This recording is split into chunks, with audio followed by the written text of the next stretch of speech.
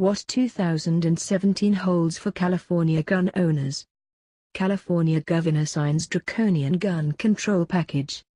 California lawmakers and voters in 2016 passed multiple layers of new gun laws set to take effect over the coming years, but just exactly how they translate to practice is a bit murky. Over a dozen gun control bills were pushed through the state legislature in an express train conducted by Senate President Pro Tem Kevin De Leon this summer. While Governor Jerry Brown rejected a few, in the end he signed 7 into law, including a controversial ghost gun bill he had repeatedly vetoed. Then came Lieutenant Governor Gavin Newsom's Safety for All vote referendum, which, filed prior to the legislative push, largely duplicated several of the new pending laws while adding a mandate to require background checks prior to all ammunition sales. Listed on the ballot as Proposition 63, voters approved the initiative 6337 in the general election earlier this month. However, between the overlap of the legislation and the ballot initiative, and concerns over some of the law's constitutionality when compared to the Second Amendment translating to threats of lawsuits on the horizon, many on the ground are left confused as to what happens next. Trying to learn what we're going to have to do is a hassle, Danielle Terry, manager of Shooters Paradise, told the Appeal Democrat. The Department of Justice tells us to refer to the bill text to figure out what we're going to have to do. The full text of Prop. 63 alone, which has been removed from Newsom's committee website, is 15 two-column pages taking up some 2,900 words. Among the more rigid requirements would be that the sale of ammo without a license would be a misdemeanor for any business or person selling more than 500 rounds per month. Internet sales, unless they use a local ammo vendor as a middleman, would be illegal. Those who want to purchase ammunition would need to get a 4-year $50 permit, which would require a background check. Eventually, records on all sales and transfers of ownership of ammunition will be electronically transmitted to the California Department of Justice, though the means to do so currently are non-existent. While the ammo restrictions largely won't be felt by the public until 2018 or later, other tenets of the new laws will be more immediate. Those who own pre-ban magazines capable of holding more than 10 cartridges, even if grandfathered under past bans, will be in violation of the law after July 1, 2017. The only allowances to remain in compliance with the law are to remove the magazine from the state, sell it to a licensed firearms dealer, or turn it into police.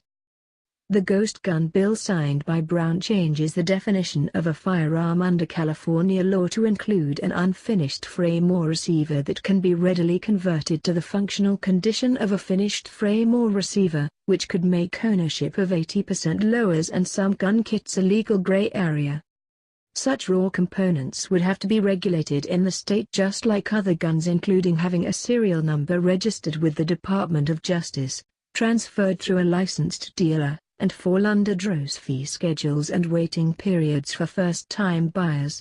Moreover, it would require all homemade weapons currently in the state made after 1968, and some even older, to have a serial number on file under threat of a $1,000 fine and 6 months in jail.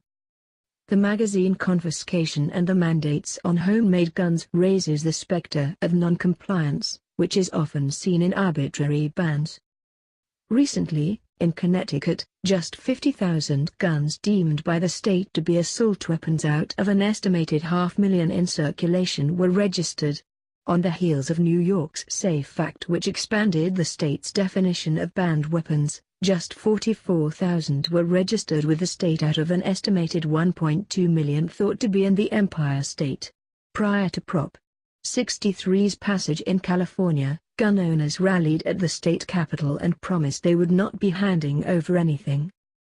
"We expect mass non-compliance with these laws and encourage good, peaceful Californians to carefully consider the risks of voluntarily identifying their firearms, magazines, and ammunition to law enforcement officials, especially the California Department of Justice," Brandon Combs, president of Firearms Policy Coalition, told Guns.com previously.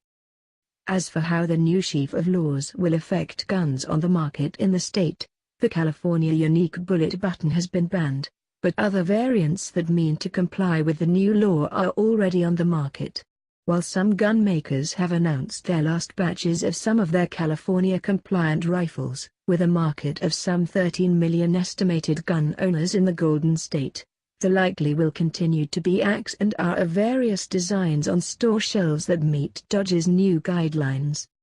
To make a long story short, yes, California will innovate, just like we have every other time they banned ours, the FPC's Craig J. Deleuze told Guns.com this week. In 1990 we came up with off-list lowers.